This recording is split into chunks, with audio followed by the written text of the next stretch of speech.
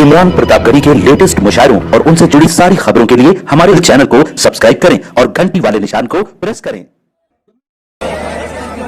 यहाँ मौजूद सिर्फ हिंदुस्तान ही नहीं बल्कि दुनिया के अंदर हिंदुस्तान का नाम रोशन करने वाली अजीम शान शख्सियत इमरान प्रतापगढ़ी साहब, उनके वक्त बहुत कम है। हम चाहते हैं कि हम इमरान प्रतापगढ़ी साहब को सुने और उनके ख्यालात जाने, इसलिए मैं मुरादाबाद की सरजमीन पर उनका इस्तेमाल करता हूँ। वो ऑल इंडिया कांग्रेस कमेटी की अफियती सेल के चेयरमैन होने के बाद पहली दफा मुरादाबाद तशरीफ लाए हैं।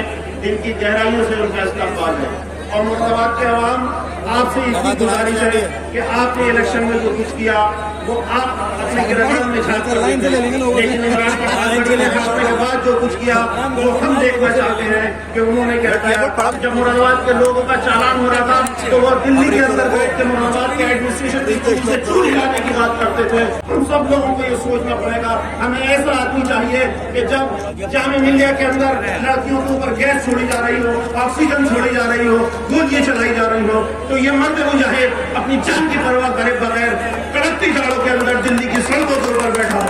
हमें ऐसी क़यादत चाहिए जो हमारी पहले से हुई है। जहाँ जिस क़यादत को मौलाना आजाद ने छोड़ा था, आज उस क़यादत को आगे ले जाने के लिए इमरान प्रतापगढ़ी जी जान से लगे हुए हैं। मैं उनके अज़्म की, उनकी मेहनत की, उनकी मोहब्बत की, उनकी हिम्मत की तारीफ करता हूँ।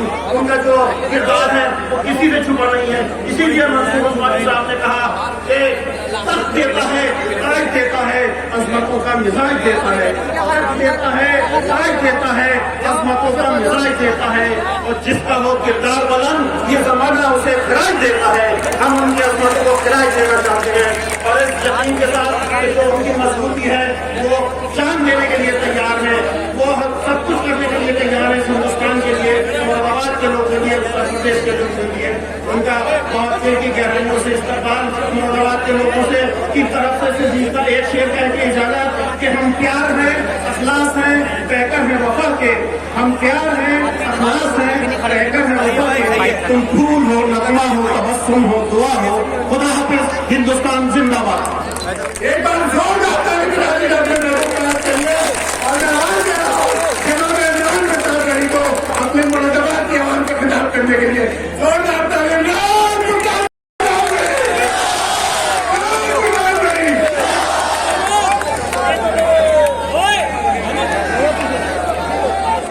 सामने सीढ़ियों पर, छतों पर और अपने घरों में बैठी हुई तमाम माएं, मेरे साथी, मेरे भाई, मेरे दोस्त,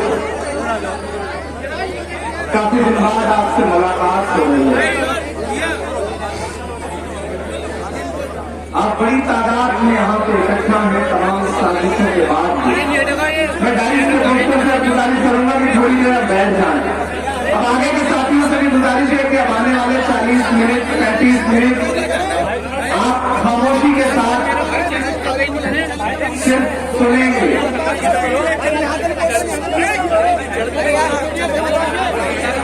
रिश्ता मेरा इस शहर से आबाद रहेगा,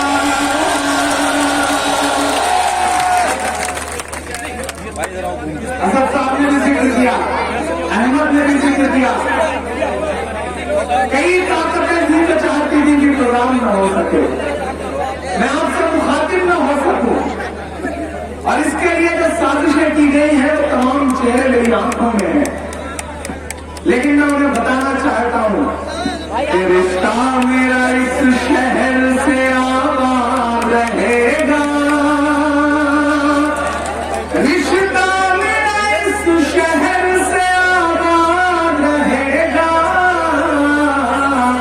एहसान एक शख्स का मुझे याद रहेगा, एहसान एक शख्स का मुझे याद रहेगा, जो उनका दुश्मन है वो बर्बाद रहेगा।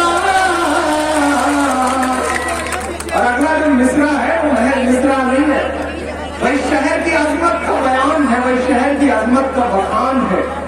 मुझे यहाँ से वहां तक एक भी हाथ खामोश नहीं चाहिए, जो छतों पर है, जो सीढ़ियों पर है, उनके भी कि रिश्ता मेरा इस शहर से आबाद रहेगा, एक एक शख्स का मुझे याद रहेगा, जो उनका दुश्मन है वो बर्बाद रहेगा। जलवा तेरा कायम मुरादाबाद, जलवा तेरा कायम मुरादाबाद रहेगा। हम कहें बात दलीलों से तो रद्द होती है, उनके होठों की खामोशी भी सनद होती है। कुछ न कहने से भी छिन जाता है इजाज़े सुखन, जुल्म सहने से भी जालिम की मदद होती है। मुरादाबाद वालों, काफी दिन बाद आज आपके बीच में आया हूं, लेकिन आपके बीच यहां खड़ा होकर के ये कहना चाहता हूं कि शहर से मेरा एक बड़ा गहरा रिश्ता है, बड़ा गहरा नाता है। मैंने जब सियासत में आने का सोचा तो सबसे पहले इस शहर को चुना। मैं शहर से मैंने सियासी जिंदगी में इंटर किया और इस शहर ने जो मोहब्बतें दी, वोट भले ही मुझे नहीं दिया, लेकिन जो मुझे मोहब्बतें दी है वो एक एक मोहब्बत मुझे याद है। और उस मोहब्बतों की ही बुनियाद पर कांग्रेस पार्टी ने एक ऐसे ओहदे पर बिठा दिया जहां जाने का ख्वाब लोग जिंदगी भर देखा करते हैं, जहां लोग 50-50 साल मेहनतें करते हैं, लेकिन कांग्रेस पार्टी की लीडरशिप में आदरणीय राहुल गांधी जी ने, प्रियंका गांधी जी ने, सोनिया गांधी जी ने महज 34 साल की उम्र पर मुझ पर भरोसा जताया और माइनॉरिटी डिपार्टमेंट का नेशनल चेयरमैन बना करके मुझे उस जगह बिठा दिया कि आज मैं वहां बैठ करके हिंदुस्तान के किसी भी शहर में होने वाले जुल्म के खिलाफ ज्यादा मजबूती से बोल सकता हूं। हालांकि जब मैं आपके बीच शहर में आया था चुनाव लड़ने के लिए, हालांकि आज मैं आपसे बहुत ज्यादा सियासी बातें करने नहीं आया।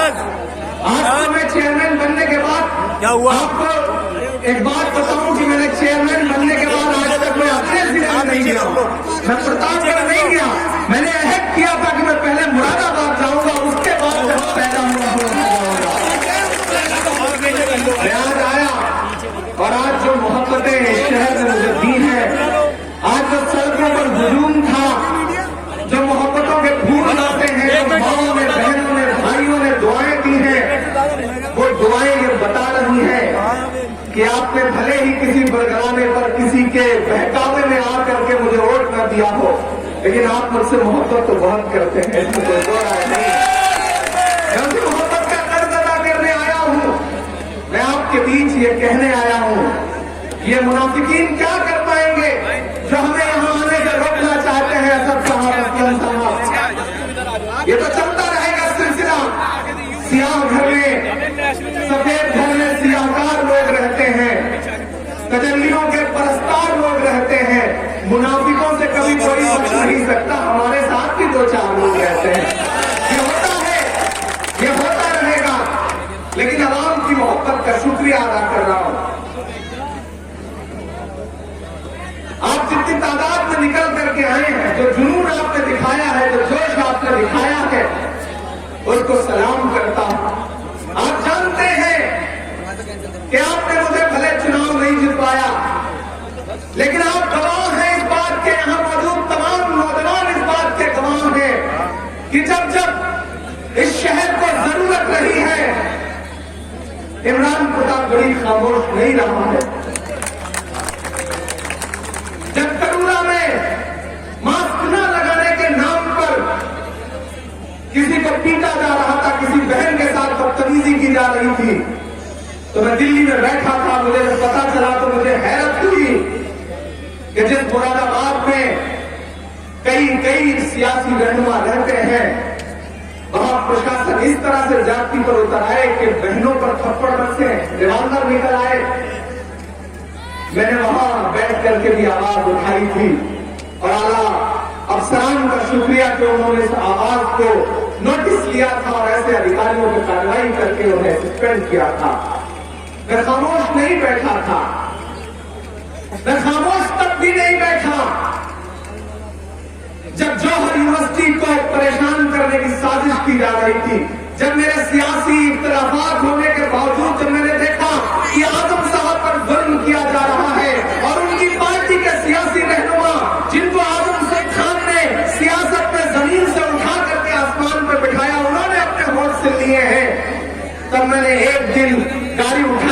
सीधे पहुंचा था रामपुर।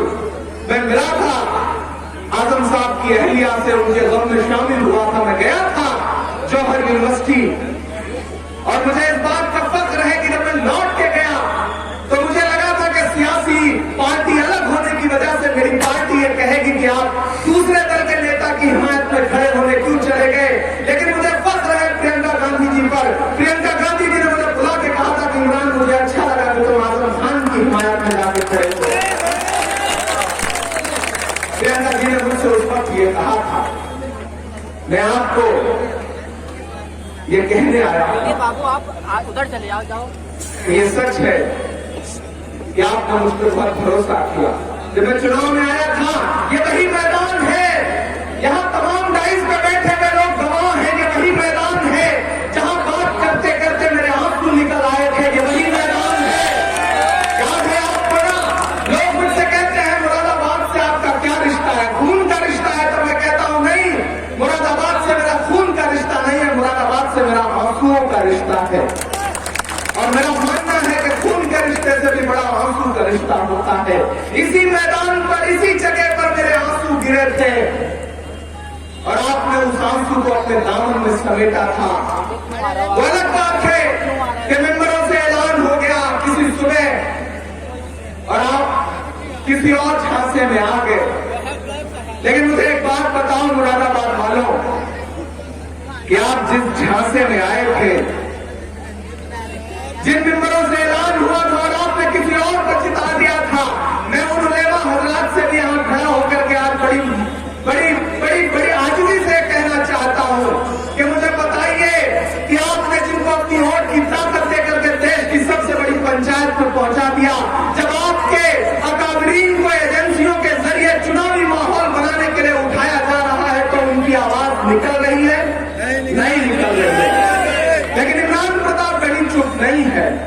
मैं बोल रहा हूं, मैं इसलिए जिंदा हूं कि मैं बोल रहा हूं। दुनिया किसी गूंगे की कहानी नहीं लिखती। मुरादाबाद वालों, मैं 2019 में यहां से चुनाव हार के गया। मैं यहां खड़ा होकर ऐलान मेरे सामने जामा मस्जिद की मीनारें हैं, मैं इन मीनारों को गवाह बना करके ये कहता हूं कि 2019 से आज तक एक भी लम्हा ऐसा नहीं गुजरा होगा जो मैंने आपकी फिक्र के बगैर गुजारा हो। मैंने आपकी फिक्र की है, आपकी परवाह की है। जब मुझे पता चलता है कि बिजली के नाम पर आपका उत्पीड़न किया जा रहा है, जब मुझे ये पता चलता है कि रमजान के महीने में भी आपकी मोटरसाइकिलों की चेकिंग अफ्तार के लिए जब आप लेने के लिए निकलते थे, तो इसी जामा मस्जिद चौराहे पर आपके मोटरसाइकिलों को पहचान करके, आपके चेहरे पहचान करके चालान काटे जा रहे थे।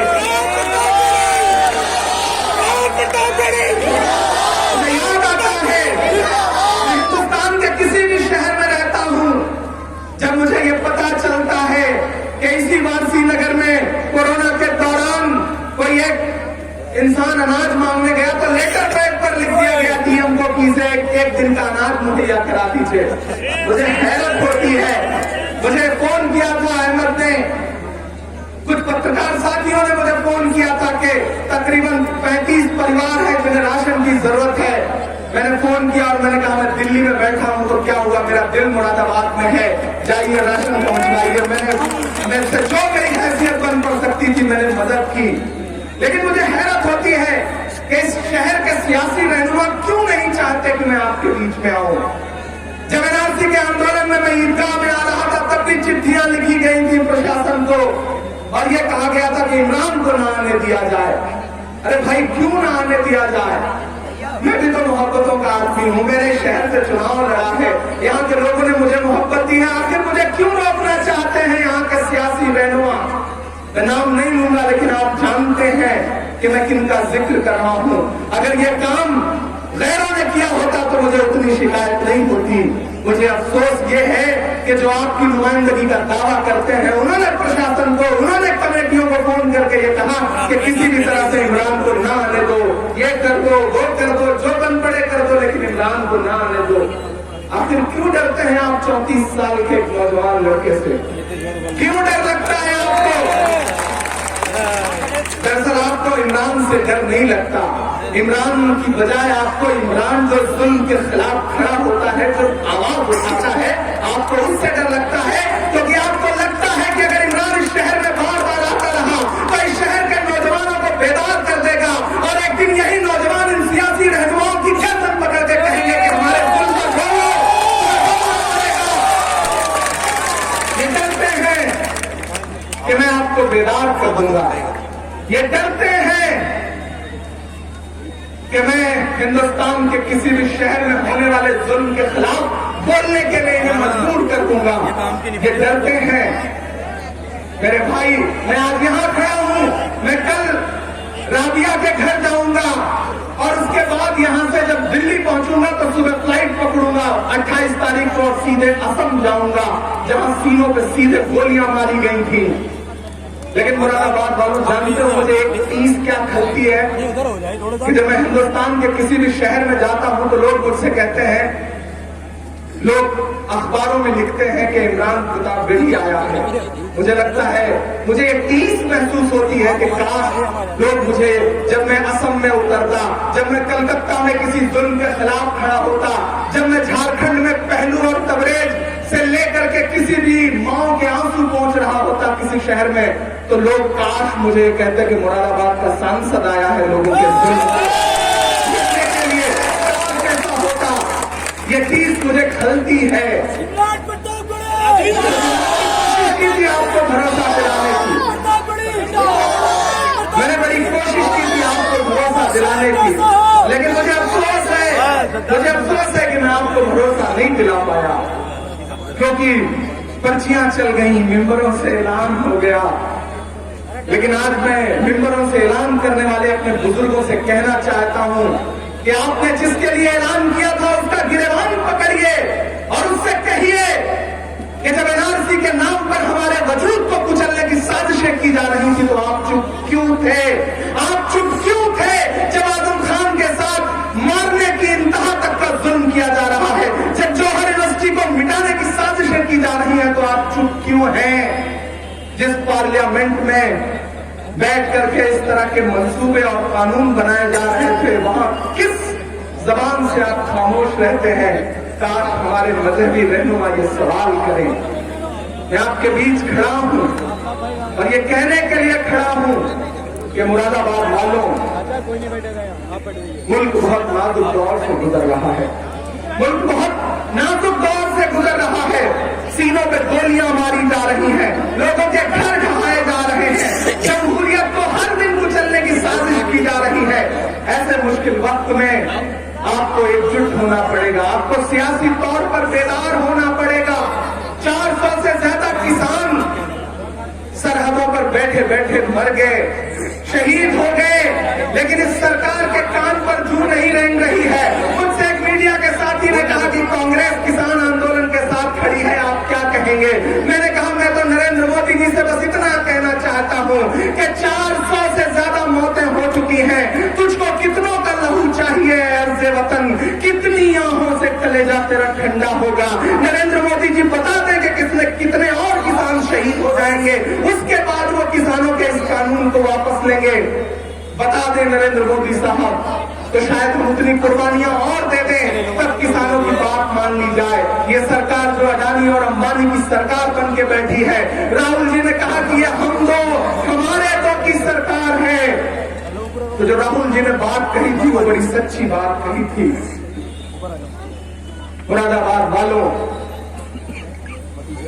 बहुत सारे लोग आपको बीच ये कहने के लिए आएंगे कि कांग्रेस को लेकर के आप बड़े बदजन हैं। मैं तो आज यहां आपसे खड़ा होकर बस एक बात कह रहा हूं कि आने वाले असेंबली चुनाव में कुछ दिन बाद इलेक्शन होगा, मुझे मुरादाबाद से कुछ विधायक जितवा दीजिए आप कांग्रेस पार्टी के, उसके बाद मैं इस शहर को बताऊंगा कि सियासत क्या होती है, रहनुमाई क्या होती है,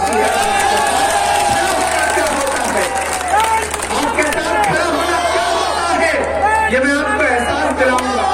मुरादाबाद वालों, जिस शहर में कई विधायक रहते हो, जिस शहर में सांसद रहता हो, उस शहर में प्रशासन इतनी मनमानी पर उतर आए कि बहनों पे थप्पड़ पड़े, नहीं, इतनी हिम्मत नहीं होनी चाहिए।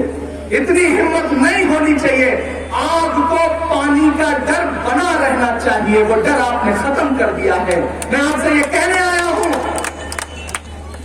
सपा के एक नेता से मेरी बात हो रही थी, उन्होंने कहा इमरान साहब आप मुरादाबाद में जबरदस्ती परेशान हो रहे हैं, बंजर जमीन है, वहां कुछ नहीं निकलेगा कांग्रेस के लिए, वहां के लोग मजबूर हैं हमें वोट देने के लिए। हमने कहा मुबारक में हैं आप, ये मुरादाबाद की आवाम है, ये एक बार किसी को पलकों पे बिठाती है तो जब उतारती है तो जमीन में गाड़ भी देती है।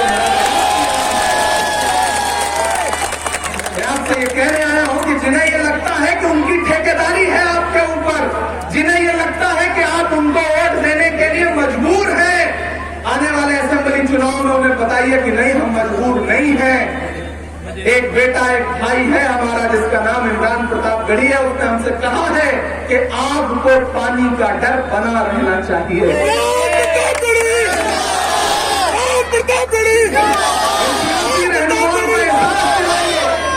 इन सियासी रहनुमाओं को एहसास दिलाइए कि अगर आप हमारे जुल्म के खिलाफ नहीं खड़े होंगे तो हम भी आपके साथ नहीं खड़े हैं। असलम खुर्शीद साहब गवाह हैं, जब नवाबपुरा में कोरोना के दौरान कुछ गलतफहमियों की वजह से डॉक्टर्स और वहां की आवाम के बीच में पथराव हो गया और कुछ डॉक्टर्स को चोटें आई और लोगों के किवाड़ तोड़े जा रहे थे। नवाबपुरा के लोग यहां बैठे होंगे, मैं दिल्ली में था उस दिन, मैंने उस वक्त डीएम साहब को फोन किया और मैंने डीएम साहब से कहा कि डीएम साहब, जिस घर में 3-3 लाशें पड़ी हो, उस घर के लोग पत्थर उठाने को मजबूर क्यों हुए, आपको यह सोचना पड़ेगा इसके पीछे की वजह क्या है, पहले आपको यह जानना पड़ेगा। अगर लोगों के मन में यह डर है कि जो आपने कोविड सेंटर बनाया है वहां जाने के बाद लोग जिंदा नहीं लौटते, तो आप इस डर को खत्म करिए लोगों के। और इस शहर के तो रहनुमा भी डॉक्टर हैं, काश अगर वो उन डॉक्टर की टीम के साथ जाकर के खड़े होते नहीं होती। आखिर कब तक सस्ती पर्ची और सस्ती फीस का हवाला दे करके आपके वोट लिए जाते रहेंगे, बताइए मुझे। अगर सस्ती फीस पर आप वोट दे दें तो मैं आपको रात भर फ्री में मुशारा सुनाऊं तो आप फिर तो इस बुनियाद पर वोट मांगना हो जाएगा, लेकिन मैं आपसे इस बुनियाद पर वोट नहीं मांगता, मैं आपसे काम की बुनियाद पर वोट मांगता हूं। आप बताएं मुझे कि इसी शहर में जब ईदगाह में एनआरसी का आंदोलन चल रहा था तो मुझे कहा गया कि मत आइए शहर में, लेकिन मैं आया, मैं मोटरसाइकिल पर गया था, मैंने अपनी गाड़ियां दिल्ली छोड़ी और मैं कैब बुक करके शहर में आया और मोटरसाइकिल पे ईदगाह पहुंचा था। और अगले दिन मुझे कितने का नोटिस मिला था, 1,04,00,000 रुपए का नोटिस मिला था। आखिर क्यों हमारे हिस्से में नोटिसें आती हैं, कभी समझते हो? ये नोटिसें महज आती नहीं है, दिलवाई जाती हैं। और ये काम कौन करता है? वही सियासी मुनाफिकीन करते हैं जिन्हें डर लगता है कि आप बेदार हो जाएंगे। जब नवाबपुरा का मसला चल रहा था तो मुझे याद है मैं टीवी चैनल पे बैठा था, एक भाजपा के प्रवक्ता ने मुझसे कहा कि लोगों ने पत्थर मारे हैं। मैंने कहा आपको मुरादाबाद में बरसे हुए 2-4 पत्थर दिख रहे हैं, लेकिन अगले ही दिन मुरादाबाद के लोगों ने, वहां की आवाम ने कोविड के जो डॉक्टर्स थे उनके ऊपर फूल बरसाए हैं। आपको फूल क्यों नहीं दिख रहे हैं, सिर्फ पत्थर क्यों दिख रहे हैं? मैंने आपकी आवाज बुलंदी के साथ वहां भी उठाई थी और मैं सिर्फ ईदगाह मुरादाबाद नहीं आया था। जब आपकी बहनों पर लखनऊ में घंटा घर पर कंबल खींचा जा रहा था, पानी डाला जा रहा था, तो मैं ऐलान करके वहां भी गया था। मैं गया था, यहां पर बिहार से उमैर साहब बैठे हैं, गया में शांति बाग चल रहा था, मैं वहां भी पहुंचा था। जिस दिन बहनों पर जामिया में लाठियां बरस रही थी, आंसू गैस के गोले छोड़े जा रहे थे, मैं रात के सुबह 4:30 बजे तक दिल्ली पुलिस मुख्यालय के सामने खड़ा होकर के नारा लगा रहा था, मैंने आपकी लड़ाई लड़ी। मैं खड़ा था बिहार में, मैं खड़ा था टोंक में, मैं खड़ा था केरल में, मैं खड़ा था मुंबई में, मैं खड़ा था कलकत्ता में, मैं खड़ा था झारखंड में।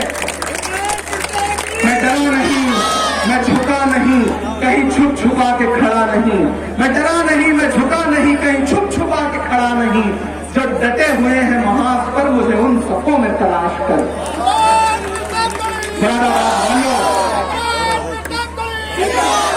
मुरादाबाद वालों, मैंने आपसे कहा ना कि आज आपसे बहुत सियासी बातें नहीं करनी। आज तो बस आपकी मोहब्बतों का शुक्रिया अदा करने आया हूं। आज तो मैं आपकी तरफ से लौट के जाऊंगा तो मैं राहुल जी से ये कहूंगा, मैं प्रियंका दीदी से भी ये कहूंगा कि प्रियंका जी, मुरादाबाद भले ही मेरा घर हो लेकिन आपकी तो ससुराल है और आपकी ससुराल वालों ने मुझे बहुत दुआएं दी, मुझे बहुत प्यार दिया। मैं प्रियंका दीदी से मिलकर के ये बताऊंगा और मैं उनसे कहूंगा कि मुरादाबाद वाले आपको याद कर रहे हैं, आपको मुरादाबाद जल्द से जल्द आना चाहिए।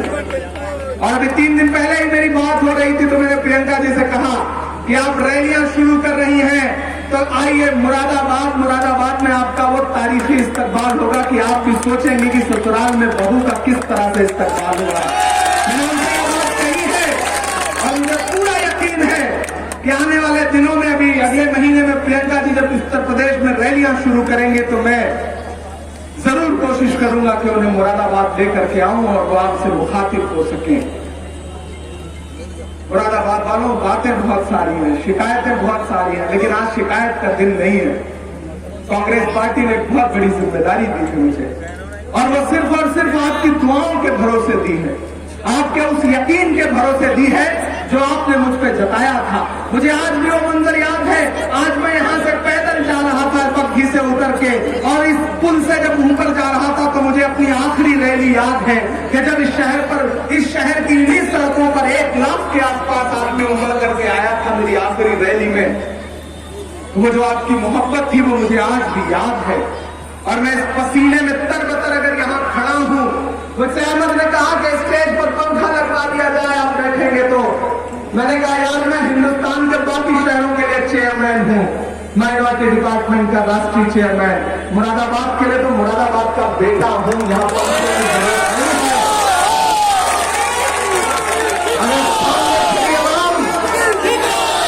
अगर सामने खड़ी आवाम पसीने में तरबतर रहेगी तो मुझे कोई हक नहीं है कि मैं पंखे में बैठूं। मैं भी पसीने में तरबतर रहूं। नया पाने की चाहत में पुराना छूट जाता है, तुझे अपनाऊं तो मुझसे जमाना रूठ जाता है। मोहब्बत पढ़ने लिखने में बहुत आसान है लेकिन मोहब्बत को निभाने में पसीना छूट जाता है।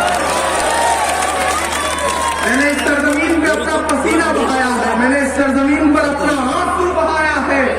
जिन्हें ये लगता है कि मैं छोड़ के चला जाऊंगा इस शहर का, उन्हें मैं बता दूं कि नहीं, अब मैं शहर को छोड़ के जाऊंगा नहीं। मैंने इस शहर को अपनी आखिरी सांस तक के लिए चुन लिया है। अब मुझे उस दिन का इंतजार है जब मुझे ये शहर चुनेगा, जब ये शहर मुझे अपना मानेगा, तब मैं मानूंगा कि मेरा यकीन, मेरा भरोसा आज जाके कामयाब हुआ है, क्योंकि मैंने तो आपको चुना है। मुझे देखना है कि आप मुझ पर वो भरोसा कब जताते हैं। यही तो कहा गया था ना कि इमरान जीत के चला जाएगा, उसे वोट मत देना, बाहरी है, जीत के चला जाएगा। मैं तो हार के भी नहीं गया ना, नजर आता हूं कि नहीं, इन्हीं सड़कों पर दिखता हूं या नहीं, तुम्हारे मसलों पर बोलता हूं या नहीं बोलता हूं, बताओ। और मैं मुरादाबाद वालों में आपके एहसास समझता हूं, मैं जानता हूं कि आप खुद परस्त लोग नहीं हैं, आप सिर्फ अपने मसलों पर नहीं रोते हैं, आप सिर्फ अपने मसलों पर आपका दिल नहीं धड़कता है। आप चाहते हैं कि हिंदुस्तान के किसी भी शहर में जुल्म हो तो आपका नुमाइंदा बोले, आवाज उठाए, आप ये चाहते हैं। मैं जानता हूं आपकी ख्वाहिशें इतनी सी हैं, तो मुझे बताओ कि मुझे आपने हरा दिया लेकिन उसके बावजूद हिंदुस्तान में कहीं भी जुल्म हुआ, आप उठा के देख लो सोशल मीडिया, आप देखोगे कि मैंने नजीब की मां को अपने सीने से लगा रखा है। आप पाओगे ऐसी तस्वीरें जब देखोगे कि मैंने पहलू खान की मां को अपने सीने से लगाया है। आप देखोगे तो ये पाओगे कि मैंने तबरेज के परिवार को अपने सीने से लगाया है। आप देखोगे, तलाशोगे तो ये पाओगे कि असम में अगर जुल्म हुआ तो इमरान प्रतापगढ़ी चुप नहीं रहा। अगली सुबह 2 सुबह बाद जब आप सो के उठेंगे तो मैं कोशिश करूंगा कि मैं मुरादाबाद से निकलूं तो सीधे असम पहुंचूं, उस गांव में पहुंचूं जहां सीने पे सीधे गोली मार करके मैनुल हक को शहीद कर दिया गया है। वहां जाऊं, उसके वालिद को अपने सीने से लगाऊं और एक शहीद के बाप के आंसू पहुंच सकूं। मैं वहां जाऊंगा, मैं वहां जा रहा हूं। मुरादाबाद वालों, बहुत ज्यादा गुफ्तगू नहीं करूंगा, वक्त बहुत कम है। आपसे बस 2-3 बातें और कहनी है। कि उत्तर प्रदेश में एक ऐसी हुकूमत है जो चाहती है कि सब कुछ बदल जाए। काम नहीं करना है, नाम बदलना है, बस नाम बदलना है। पिछले दिनों मोहन भागवत साहब ने, आरएसएस चीफ मोहन भागवत साहब ने प्रोग्राम में खड़े होकर के कहा कि सबका डीएनए एक है। मैंने अलग ऐलान कहा कि नहीं, सबका डीएनए एक नहीं है। मोहब्बत और नफरत का डीएनए एक नहीं होता। गांधी और गोडसे का डीएनए एक नहीं है। मोहब्बत का डीएनए अलग है, नफरत का डीएनए अलग है। हमारे देश के प्रधानमंत्री महोदय परसों अमेरिका में थे। अमेरिका के राष्ट्रपति ने अपने भाषण में कहा कि अमेरिका गांधी के बताए हुए रास्ते पे चलेगा। नरेंद्र मोदी साहब अमेरिका जैसा देश कह रहा है कि हम गांधी के रास्ते पर चलेंगे और हमारा भारत जो है वो गोडसे के रास्ते पर चल रहा है। ये कब रुकेगा सिलसिला? आखिर कब बोलेंगे आप? आखिर कब बोलेंगे? मैं दिल्ली में रहता हूं। दिल्ली में कोर्ट के अंदर गोलियां चल रही हैं। ये हाल करके रख दिया गया है। मुरादाबाद वालों, मुल्क बहुत नाजुक दौर से गुजर रहा है। आपको सोचना पड़ेगा, आपको समझना पड़ेगा। आपने अब तक जिन जिन सियासी दलों पर भरोसा जताया है, जिन जिन क्षेत्रीय दलों के विधायक जितवाए हैं, सांसद जितवाए हैं, मैं यहां दो बातें आपसे बहुत जिम्मेदारी भरी कह रहा हूं। लोग आपसे कहते हैं कि कांग्रेस ने अकलियतों को क्या दिया, मुसलमानों को क्या दिया। यह सवाल आपके बीच में उठाया जाता है कि क्या दिया। अरे वो कांग्रेस ही थी जिसने डॉक्टर जाकिर हुसैन को इस देश का राष्ट्रपति बनाया। वो कांग्रेस ही थी जिसने फखरुद्दीन अली अहमद साहब को इस देश का राष्ट्रपति बनाया।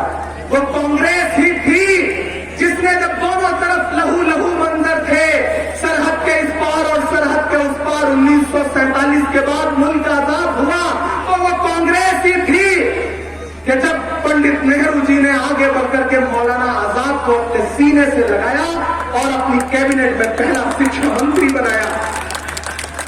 आजकल कुछ लोग ये कहते घूम रहे हैं कि उप मुख्यमंत्री, मैं नाम गिना रहा हूं। अरे वो कांग्रेस ही थी जिसने सैयदा अनवरा तैमूर को असम का पहला मुख्यमंत्री बनाया। वो कांग्रेस ही थी जिसने बरकतुल्लाह साहब को राजस्थान का मुख्यमंत्री बनाया। वो कांग्रेस ही थी जिसने अब्दुल गफूर को बिहार का मुख्यमंत्री बनाया। वो कांग्रेस ही थी जिसने अब्दुल रहमान अंजुले को महाराष्ट्र का मुख्यमंत्री बनाया। वो कांग्रेस ही थी जिसने गुलाम नबी आजाद को कश्मीर का मुख्यमंत्री बनाया। वो कांग्रेस ही थी। हाँ, कांग्रेस से आपको कुछ शिकायत नहीं हो सकती है। मैं मुरादाबाद में खड़ा हूं तो ये बात मैं अलग ऐलान कह रहा हूं और मैं माइनॉरिटी डिपार्टमेंट के चीफ की हैसियत से आपसे ये कह रहा हूं कि अगर आपके दिल में जख्म है तो आपसे बस इतना कहना है कि माजी का मातम करने से मुस्तकबिल बेहतर नहीं होता है। मुल्क बहुत बुरे दौर से गुजर रहा है। ये जो छोटी छोटी सूबों की पार्टियां हैं, ये आपके छोटे छोटे मसलों पर तो लड़ेंगी। हो सकता है थाने से आपकी मोटरसाइकिल छुड़वा दें, हो सकता है किसी मामले पर एसआई से बात कर लें, हो सकता है किसी मामले पर सीओ से बात कर लें, लेकिन जिस दिन किसी बड़े मसले पर आपके साथ खड़े होना होगा, ये अपने घरों में छुप के बैठ जाएंगे, क्योंकि इनकी गर्दन सीबीआई के हाथ में है। बहुत जिम्मेदारी भरी बात कह रहा हूं। मुझे बताओ कि जब बिजनौर से लेकर के, मेरठ से लेकर के, मुजफ्फरनगर से लेकर के कानपुर तक एनआरसी आंदोलन के दौरान सीनों पर सीधे गोलियां मारी जा रही थी, तो प्रियंका गांधी के अलावा कोई निकल के सामने आया था? मुझे बताओ, नहीं आया था। और मुझे वो दिन भी याद है कि जिस दिन गोलियां बरसी थी उसकी अगली सुबह प्रियंका गांधी जी, राहुल गांधी जी, सोनिया गांधी जी 3 डिग्री टेम्परेचर में गांधी जी की मजार के सामने राजघाट पर पूरा दिन धरने पर बैठे थे। मैं साथ था। इसलिए आपसे कह रहा हूं कि अब आपके मसाइल बड़े हैं। अब आपके मसले थाने और छोटी छोटी बाजारों तक के नहीं है। अब आपके मसले आपके वजूद के हैं। फिरौन की है, नमरूद की है, फूलों से जंग बारूद की है। इस बार तो डरना नामुमकिन, इस बार तो बात वजूद की है।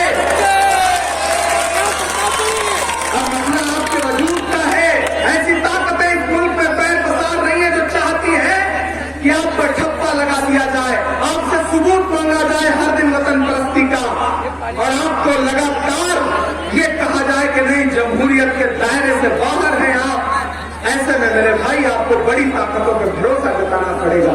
आप एक बार फिर से कांग्रेस पर भरोसा करिए, आप एक बार इमरान प्रतापगढ़ी पर भरोसा करिए। और मैंने कहा ना, इस असेंबली इलेक्शन में, इस विधानसभा के इलेक्शन में मुरादाबाद से कांग्रेस के कुछ विधायक जितवा दीजिए, उसके बाद इंशाअल्लाह हम बताएंगे कि रहनुमाई किसको कहते हैं और आपके हक में खड़ा होना किसको कहते हैं। जो हमें डराते हैं, हम डरने वालों में से नहीं है। हम उन्हें बताना चाहते हैं कि हम डरने वालों में से नहीं है। आप साजिश करोगे, आप रोकने की कोशिशें करोगे, आप आवाम से मुझे मिलने नहीं दोगे, तो हमारा ऐलान आपसे ये कहेंगे कि मत समझना डराने से डर जाएंगे, मत समझना डराने से डर जाएंगे, अब के सारी हदों से गुजर जाएंगे, मत समझना डराने से डर जाएंगे, अब के सारी हदों से गुजर जाएंगे, मौत के नाम का खौफ देता है क्यों, मौत के नाम का खौफ देता है क्यों, मौत जिस रोज आएगी मर जाएंगे, मत समझना डराने से डर जाएंगे, अब के सारी हदों से गुजर जाएंगे। कि हमने ज़मज़म दिया, हमने गंगा दिया। ये सामने जामा मस्जिद की मीनारें हैं और पीछे रामगंगा है। इमरान प्रतापगढ़ी यहां खड़ा होकर के ये मिसरे पढ़ता है। एक तरफ मस्जिद की मीनारें और एक तरफ रामगंगा। मैं जिस शहर में पला बढ़ा, जहां मेरी पढ़ाई हुई इलाहाबाद यूनिवर्सिटी में, वहां गंगा जी हैं, जमुना जी हैं और यहाँ रामगंगा है। ऐसे में इमरान एक मिसरा पड़ता है।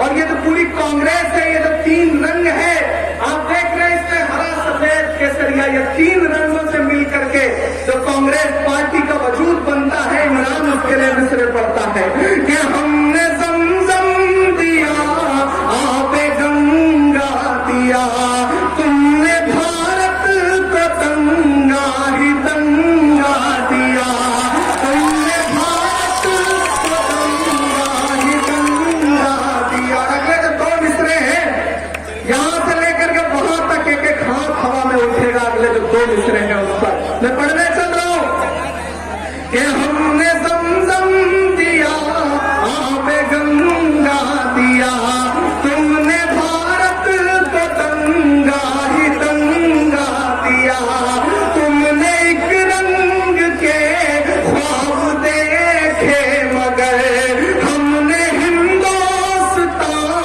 को तिरंगा दिया।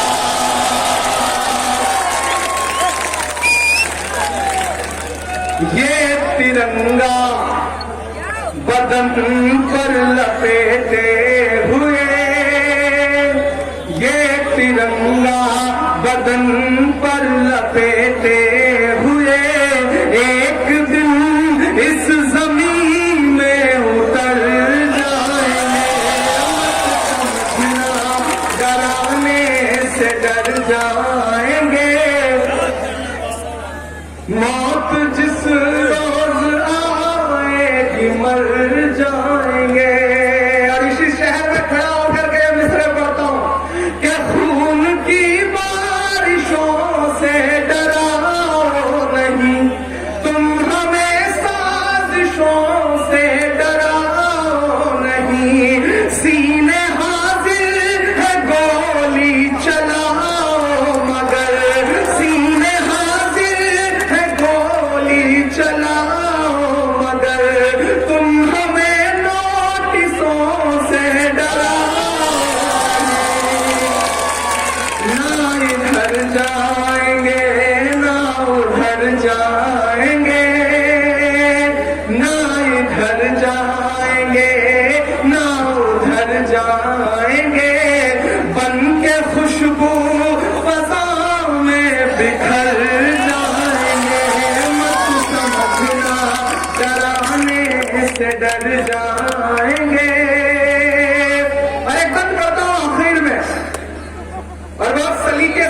अपनी बात कहने की कोशिश करता हूं। मैंने कहा ना 400 से ज्यादा किसान आंदोलन करते करते शहीद हो गए, लेकिन कान पर जू नहीं रेंग रही है। लेकिन आपने ये महसूस किया कि जैसे ही मुजफ्फरनगर में किसान महापंचायत हुई और एक मंच से हर हर महादेव और अल्लाह अकबर के नारे लगे तो बिलबिलाने लगे हैं सियासी रहनुमा। और फिर उसके बाद पश्चिमी उत्तर प्रदेश का माहौल खराब करने के लिए अवैध धर्मांतरण का नाटक रच करके तमाम रहनुमाओं को, मजहबी रहनुमाओं को गिरफ्तार करने की कोशिशें की जा रही हैं। हम मजम्मत करते हैं, कांग्रेस पार्टी ऐसे हर कोशिश की मजम्मत करती है। और इमरान प्रतापगढ़ी एक बंद पड़ता है, मत समझना डराने से डर जाएंगे। सुनना एक बंद भाई, के हिंद के नौजवानों के दुश्मन हो तुम। मैं सीधे सीधे बात कर रहा हूं यार, मैं इशारों में बहुत बात नहीं कर पाता, मैं सीधे सीधे बात करता हूं। वक्त के सबसे बड़े हाकिम से आंख मिला करके, वक्त के हाकिमों बादशाहों सुनो, जुल्म की फौज के सरबराहों सुनो, कातिलों के सभी खैर खाहों सुनो, ऐ सियासत के मगरूर शाहों सुनो। इमरान जो मिस्र पढ़ता है कि हिंद के नौजवानों के दुश्मन हो तुम, आरती और अजानों के दुश्मन हो तुम, आरती और अजानों के दुश्मन हो तुम। पहले तो हिंदू मुस्लिम के दुश्मन थे, पर आजकल तो किसानों के दुश्मन हो तुम। अरे कितना के अन्नदाता से उलझे हैं इस बार ये,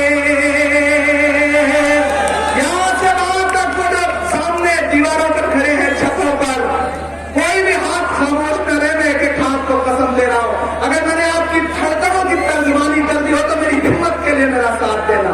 कि अन्नदाता से उलझे हैं इस बार ये, आरती और अजानों के दुश्मन हो तुम, हिंद के नौजवानों के दुश्मन हो तुम। हिंदू मुस्लिम के पहले तो दुश्मन थे, पर आजकल तो किसानों के दुश्मन हो तुम। अन्नदाता प्यार है ना, अन्नदाता से उलझे हैं इस बार ये, मोदी शाह हो सब सुधर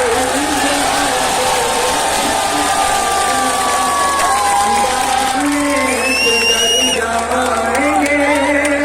सच्चा मिसरा है ना कि अन्नदाता, फिर से बताओ, फिर से तैयार रहना, पहुंचाना अपनी तालियों पर दिल्ली तक कि अन्नदाता से उलझे हैं इस बार ये, मोदी शाह हो सब सुधर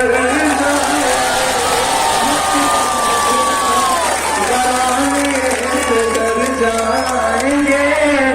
अब के सारी हदों से गुजर जाएंगे। और आखिर में बस इतना कह रहा हूं कि मुझे मुरादाबाद की आवाम से मिलने की, रोकने की साजिश कीजिए। मेरा गुनाह सिर्फ इतना ये है कि मैं किसी बहुत बड़े खानदान में पैदा नहीं हुआ। मेरा गुनाह बस इतना यह है कि मैंने अपने दम पर जो कुछ बनाया वो बनाया। मेरा गुनाह यह है कि मैं गांव में पैदा हुआ। मेरा गुनाह यह है कि मैं प्रतापगढ़ से मुरादाबाद चला गया। मैं हिंदुस्तान के किसी भी शहर में जाता हूं तो लोग मुझे ताना देते हैं, मुरादाबाद वालों। लोग मुझसे कहते हैं कि क्यों गए थे मुरादाबाद, हमारे शहर में आते हम दुकान से भेजते, तब थोड़ा सा शर्मिंदा होता हूं। लेकिन पलट के लोगों से यह कह देता हूं कि देखो यार, मुरादाबाद से मेरी सांसों का रिश्ता जुड़ गया है। हारूं जीतूं चाहे जो करे मुरादाबाद, लेकिन अब रहूं ना तो मुरादाबाद।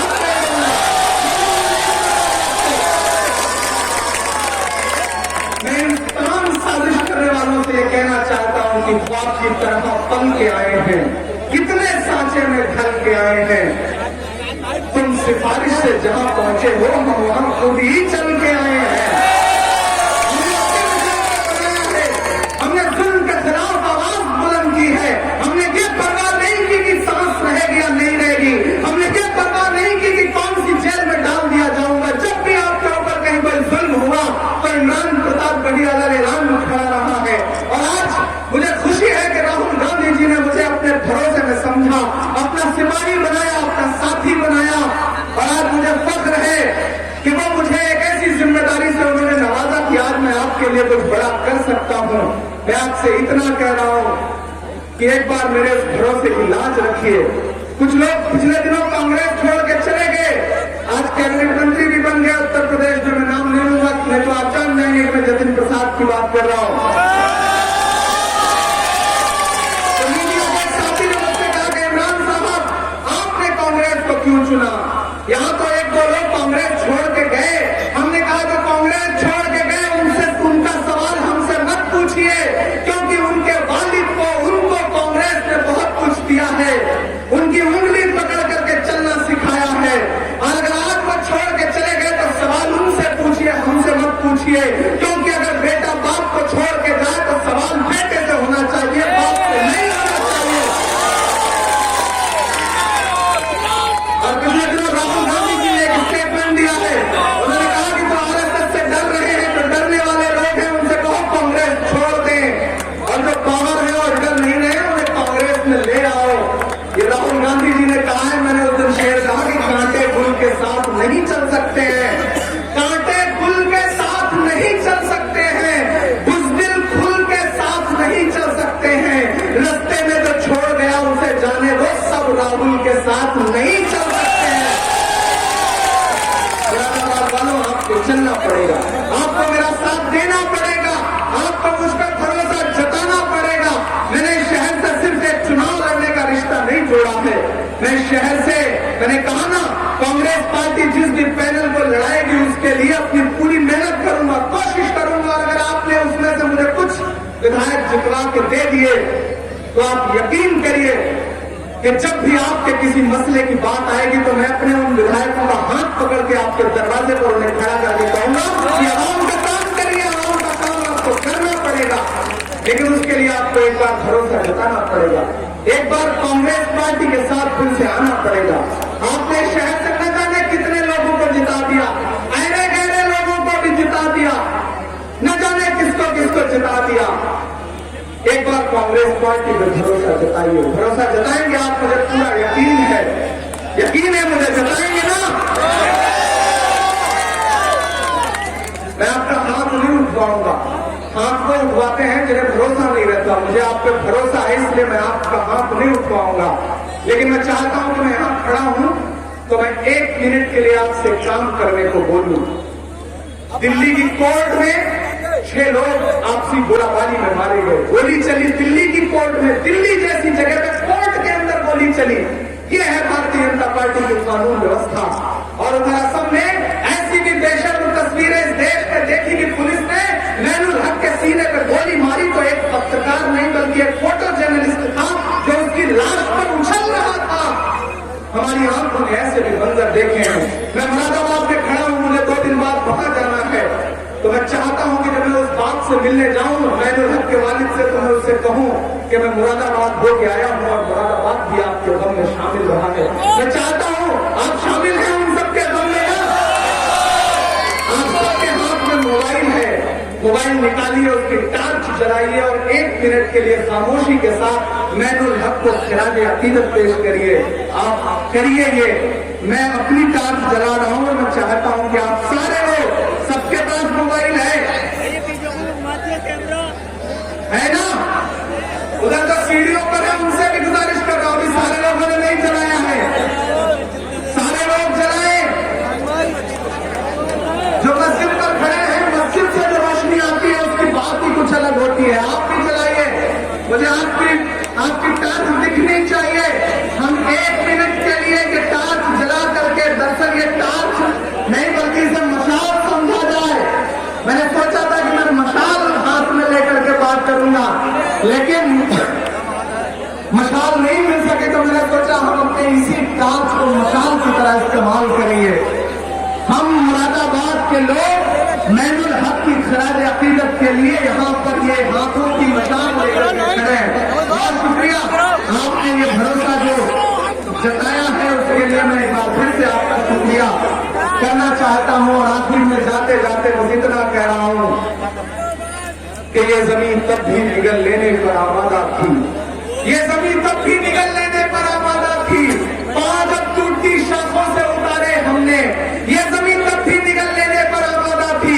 पांच अब टूटती शाखों से उतारे हमने, हाथ ढलते गए सांचे में तो थकते कैसे। नक्श के बाद नए नक्श निखारे हमने, कि ये दीवार बुलंद और बुलंद और बुलंद, बामोदर और जरा और निखारे हमने। आंधियां तोड़ लिया करती थी शर्मों की लड़ें, जल दिए इसलिए बिजली के सितारे हमने। आज की रात बहुत गर्म हवा चलती है, आज की रात में फुटपाथ पे नींद आएगी। सब उठे, मैं भी उठूं, तुम भी उठो, तुम भी उठो, कोई खिड़की इसी दीवार में खुल जाएगी। मुरादाबाद वालों, वक्त मुश्किल है, लेकिन तानाशाहों को यह समझना पड़ेगा कि तानाशाही हमेशा नहीं रहती है। मुश्किल वक्त बदलते हैं और यह मुश्किल वक्त भी बदल जाएगा। आपको मुत्तहिद रहना है, आपको सब्र से भी काम लेना है। अभी जब यहाँ से निकलिएगा तो सुकून के साथ अपने घरों को जाइएगा, खामोशी के साथ अपने घरों को जाइएगा। तमाम जो नियम है, जो प्रोटोकॉल है, उनका पालन करिएगा। प्रशासन ने जो सहयोग किया है मैं उसका भी बहुत शुक्रिया अदा करूंगा। आज की सभा के लिए जो सहयोग प्रशासन ने किया है उसके लिए एक बार फिर से बहुत शुक्रिया। और आखिर में बस इतना कि एक शेर आखिर में पढ़ करके जा रहा हूं कि सबके दिलों की जान बनाया है आपने, सबके दिलों की जान बनाया है आपने, मुश्किल को भी आसान बनाया है आपने। कैसे अदा करूंगा मोहब्बत का कर्ज मैं, इमरान को इमरान बनाया है आपने, इमरान को इमरान बनाया है आपने। और जाते जाते अपने दोस्त माजिद की एक गजल के बेटिंग शेयर करके कि जिन्हें कबूल नहीं राहे हक में सर देना। मैं कोई इशारा नहीं करूंगा, मैं कोई नाम नहीं लूंगा, लेकिन मैं जानता हूं उनके कानों तक मेरी आवाज पहुंच रही है और आज की रात उन्हें नींद नहीं आएगी। मैं कहता हूं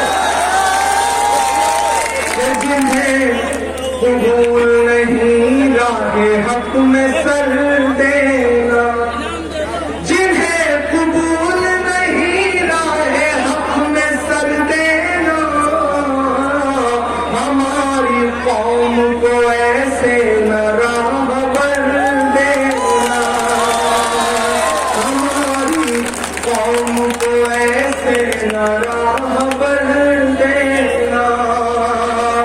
मैं जंग लड़ने चला हूँ तेरे भरोसे पर, मैं जंग लड़ने चला हूँ तेरे भरोसे पर, तू अपना जोर मेरे बाजुओं में भर, तू अपना जोर मेरे बाजुओं में भर देना। और मुझे महाज बनाना है जालिमों के खिलाफ, मुझे महाज बनाना है जालिमों के खिलाफ। मेरे खुदा मेरी आवाज में असर देना, मेरे खुदा मेरी आवाज में असर देना। जिन्हें नहीं राह में सर देना, जिन माओ तक मेरी आवाज पहुंच रही है मैं उनका भी बहुत शुक्रिया अदा करूंगा। कि आपने मेरे को दुआएं की और आज रास्ते पर आपने जो फूल बरसाए, जो मोहब्बतें दी, अपने बेटे की तरह मुझे प्यार दिया, उसके लिए एक बार फिर से आपका शुक्रिया। मेरी नई नस्लों, आपका बहुत शुक्रिया। जिला कांग्रेस कमेटी, शहर कांग्रेस कमेटी, महिला कांग्रेस, अल्पसंख्यक कांग्रेस, यूथ कांग्रेस, सेवा दल, NSUI और कोई फिल्टर बचा है, SC सेल, OBC सेल, इन तमाम साथियों का बहुत शुक्रिया अदा करूंगा कि प्रोग्राम बहुत अच्छा किया। और मैं माइनॉरिटी डिपार्टमेंट का जिस दिन से चीफ बना हूं उस दिन से मैंने एक काम करना शुरू किया। आपको याद होगा कि इंदौर में चूड़ी वाले को मारा गया, उसके बाद एक आदिवासी कन्हैया भील को घसीट करके मार दिया गया। मैंने उसके दूसरे दिन राहुल गांधी जी से मुलाकात की और मैंने राहुल जी से कहा कि राहुल जी, मैं चाहता हूं कि मैं जिस डिपार्टमेंट का हेड हूं उसके बैनर तले एक लीगल सेल बनाऊं और इस तरह का पूरे मुल्क में कहीं कोई मसला होता है तो हम अपने डिपार्टमेंट की तरफ से, माइनॉरिटी डिपार्टमेंट की तरफ से ऐसे हर मजलूम के लिए वकील फराहम करें, उनको लीगल मदद फराहम करें। राहुल गांधी जी ने मुझसे कहा कि इमरान, मैं तुम्हारे साथ खड़ा हूं, बिल्कुल ये काम आगे बढ़ करके करो। कांग्रेस का काम है मजलूम के साथ खड़े होना, जालिम के खिलाफ खड़े होना। और सच में अभी असम में इंसिडेंट हुआ है, ट्विटर हैंडल उठा के देना, देख लेना अखिलेश यादव जी की, ट्विटर हैंडल उठा के देख लेना मायावती जी का। एक लफ्ज उन्होंने अगर आपके लिए बोला हो तो कौन बोला? राहुल गांधी जी ने आपके लिए ट्वीट किया। और असम का जो PCC प्रेसिडेंट है हमारा भूपेंद्र कुमार बोरा, वो उस परिवार से जब मिलने गया तो पुलिस ने वहां उसे रोक दिया और पुलिस ने कहा आप आगे बढ़ेंगे तो हम आपको आगे नहीं जाने देंगे। तो हमारे PCC प्रेसिडेंट ने अपनी शर्ट के बटन ऐसे फाड़े और कहा यू वांट किल मी, लेकिन मैं मिलने जाऊंगा। ये है कांग्रेस पार्टी। आप कांग्रेस पार्टी अगर आपके दिल में कहीं कोई जख्म है जख्म, मैं मानता हूं, ऐसे जख्म लेकर के आइए। इंशाअल्लाह मैं बेटे की तरह उस पर मरहम लगाने की कोशिश करूंगा और आपके साथ खड़ा मिलूंगा। AICC में अब आपकी दुआ से मेरे पास एक चैम्बर है। कांग्रेस पार्टी का जो राष्ट्रीय ऑफिस है जिसे AICC बोलते हैं, वहां अब आपके भाई का एक ऑफिस है। आपने मुझे पार्लियामेंट में तो ऑफिस नहीं बनाने दिया, आपने मुरादाबाद में तो ऑफिस नहीं बनाने दिया, लेकिन कांग्रेस पार्टी ने मुझे AICC में एक ऑफिस दिया है। आप कभी भी आए, आपके लिए दरवाजे खुले हैं और जब भी शहर को जरूरत पड़ेगी आपको बुलाना नहीं पड़ेगा, मैं खुद आऊंगा। ये मैं आपसे वादा कर रहा हूं। आपके प्यार के लिए, आपके सहयोग के लिए प्रशासन का भी बहुत सारा शुक्रिया जो उन्होंने सहयोग किया और इस कार्यक्रम को सुचारू रूप से करने में उन्होंने जो आज मदद की उसके लिए फिर से उनका बहुत शुक्रिया। पूरी कांग्रेस पार्टी का बहुत शुक्रिया, बहुत शुक्रिया।